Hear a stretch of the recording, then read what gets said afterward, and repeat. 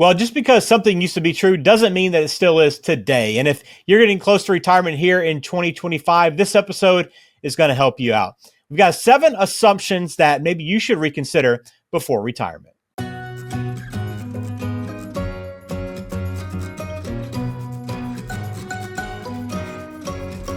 Welcome into Dollars with Dennis. I am Ben George with Dennis Hoare of Faith 401k and Money Management. He is founder and president there in Ohio, and you can find him online, 401k.faith. I know a lot's probably changed in retirement, Dennis, over the course of your life. You've been doing this for more than 30 years. So I think there are some assumptions that maybe were good at the beginning of your career that probably have changed quite a bit. We have a lot of change, a lot of things change in everybody's world. It's just, but comes down to the same. The answers end up being close to the same. It's just different in today's world and bigger numbers for sure. We're going to take you through some of those today here in 2025. We have rising interest rates. We have uncertainty around taxes. We've got longer retirements than people had maybe 20, 30 years ago. So we got to rethink a lot of this old advice that people have kind of lived by through the years. So we have 7 assumptions today we're going to work through. So Dennis, let's start with this first one.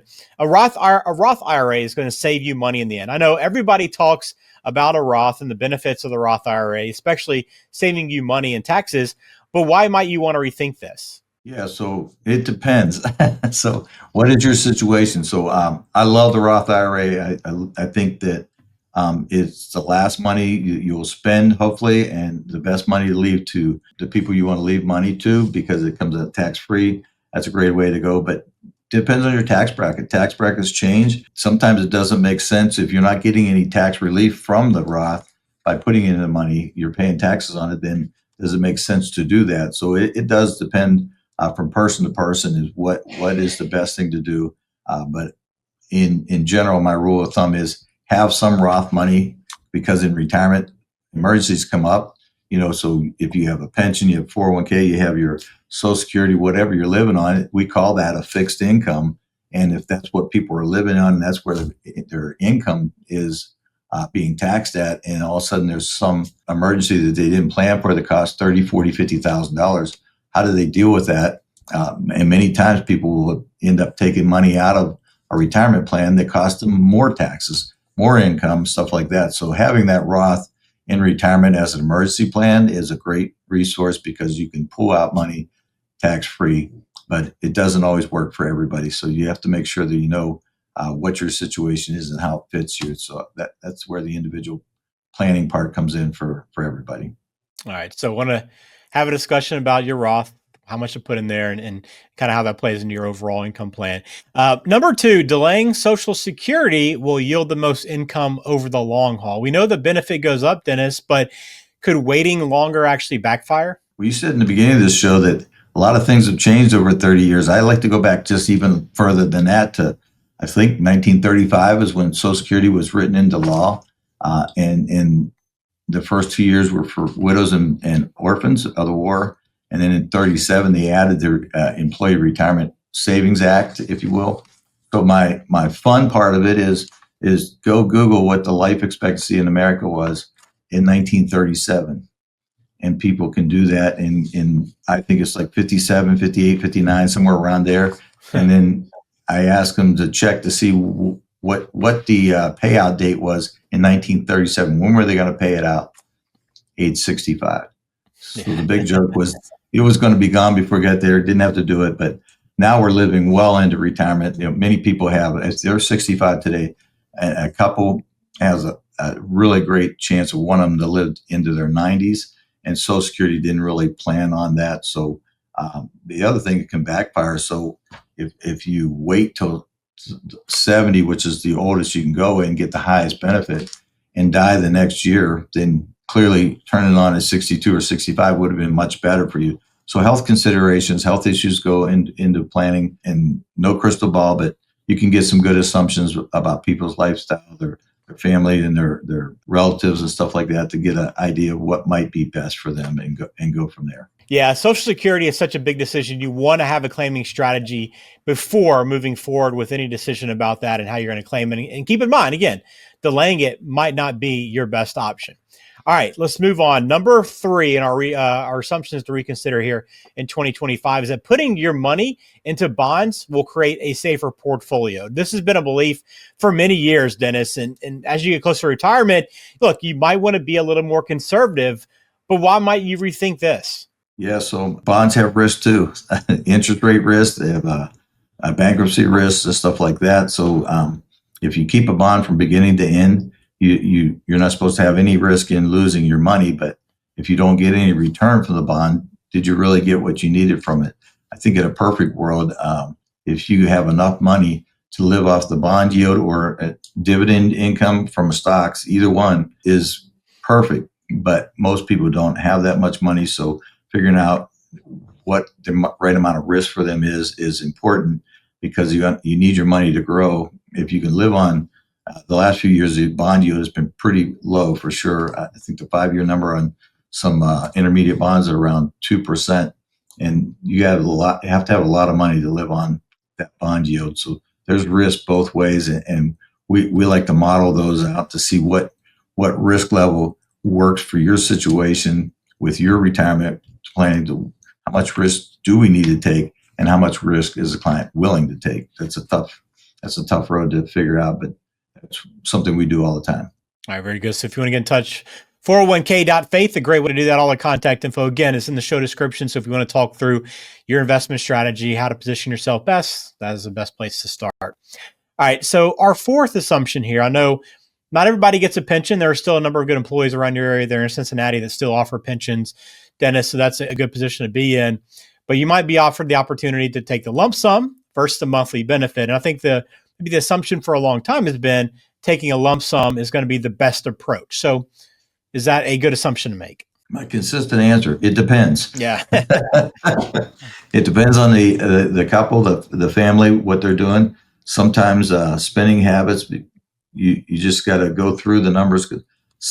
Believe it or not, some people are more equipped to having a steady paycheck, and a pension can provide that. If they want to have money for other things, then the pension does not provide it. You can't pull money out of your pension once you turn it on. You're getting a monthly amount regardless. So there's some pitfalls in doing that, but lump sum used to be, I don't know if it was ever the only way to go, because it's got to be a consideration, but going through all the options of a pension is important, and especially for you individually, having a plan and what money do you need.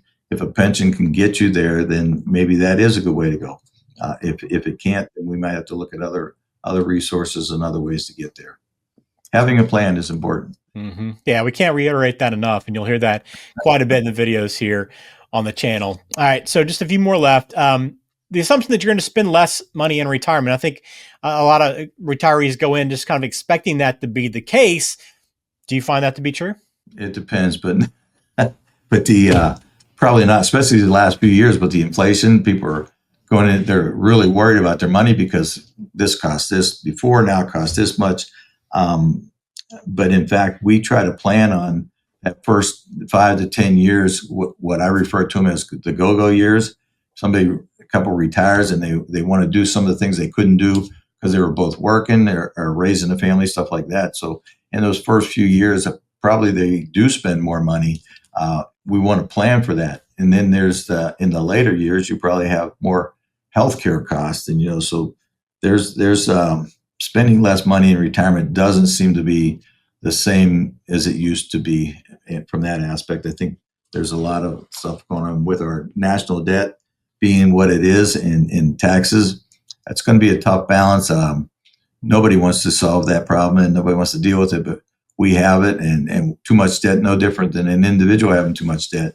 It's hard to get out from under. And so I would definitely look at that situation very closely before you think about what you're going to spend in retirement.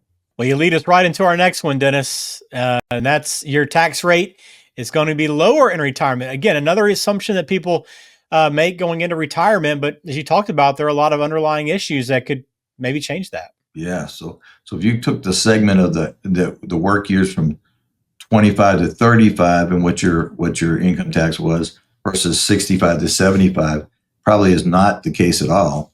Taxes have gone up, and there's more taxes in different categories. Somebody should take a look at just what the gasoline tax is and what it pays for and stuff like that. So there are a lot of taxes. And speaking of the gasoline tax, the hybrid and electric vehicles now have a new surcharge on their taxes because they're not buying gasoline, but there's tax revenue that's lost, so they're getting surcharges. So our government is wrestling with a lot of those tax issues, and how will we have a lower rate? I don't think that's possible. I think we're going to be where we are or be higher for longer to get out of the situation we're in. But having lower taxes is probably not what we thought it would be. And some people are making more money in retirement than they did when they worked, so Yeah. they're not going to have a lower tax bracket for sure. One final assumption people like to make here, again, if you're getting close to retirement here in 2025, you're approaching in the next few years, some things maybe to reconsider. And our last one here, look, the belief that I can always work longer if needed. I think a lot of people just think, hey, look, if I need to go back to work and make a little bit more money in retirement, that's fine. I can always go back to work. But that's not always in our control, is it? It is not. There's so many factors out of your control. The employer has to be wanting to keep you longer, and you have to be in good enough health to do the job longer. You have to be in a job that maybe you can do at an older age. So there's health factors go into effect, all kind of things. Do you shift to a different type of work that you can do longer?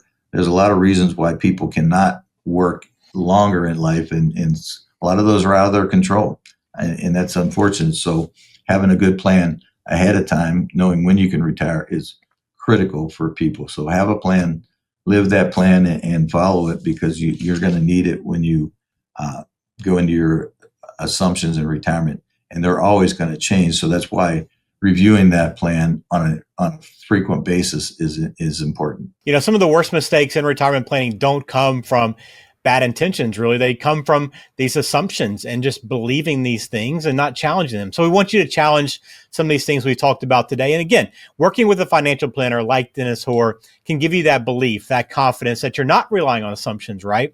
You're building a plan, you're following that plan, and you're sticking to it moving forward. It's going to give you the best chance for success in retirement. So go to 401k.faith to learn more. You can always get in touch by calling, however you want to get in touch. We'd appreciate you doing that. And look, you need that help, you need that support. All that contact is in the show description for you. And if you've enjoyed this video, if you learned something, please hit subscribe. We'd appreciate that support. It helps us continue to grow. And if you're listening, come on over to YouTube, and appreciate you watching us here and enjoying the channel as well. But every single video, every single show here on the channel, we do to help inform you, educate you. But let's go ahead and close things out. And Dennis, again, on that note, 7 retirement assumptions that hopefully you won't be making as you go into retirement. And Dennis, as always, you broke it down well for us. We appreciate that, and look forward to doing this again with you soon. Thanks, Ben. Have a great week. Securities and investment advisory services offered through Osaic Wealth, Inc., member FINRA SIPC. Osaic Wealth is separately owned, and other entities and/or marketing names, products, or services referenced here are independent of Osaic Wealth.